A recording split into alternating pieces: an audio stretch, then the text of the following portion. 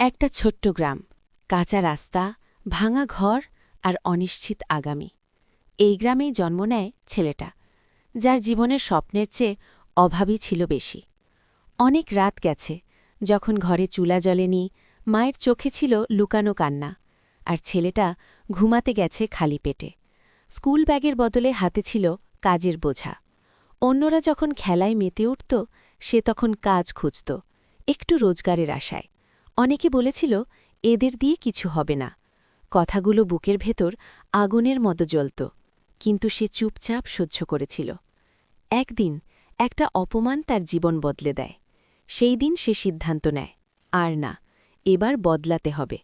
দিনে কাজ, রাতে শেখা। ঘুম কমে গেল, কিন্তু স্বপ্ন বড় হতে লাগল। অনেকবার হোঁচট খেয়েছে, অনেকবার মনে হয়েছে সব শেষ, তবু সে থামেনি। একদিন পরিশ্রম ফল দেয়, ছোট একটা সুযোগ, আর সেখান থেকেই বদলে যেতে শুরু করে জীবন। আজ সে সফল, অভাব নেই, কিন্তু সে ভুলে যায়নি কোথা থেকে উঠে এসেছিল। এই গল্প শুধু তার নয়, এই গল্প তোমারও হতে পারে। অভাব কখনো শেষ কথা নয়, হার মানাই আসল পরাজয়। যদি গল্পটা তোমার মনে ছুঁয়ে যায়, তাহলে সাবস্ক্রাইব করো জীবনের আলো, কারণ অন্ধকারের পর আলো আসবেই।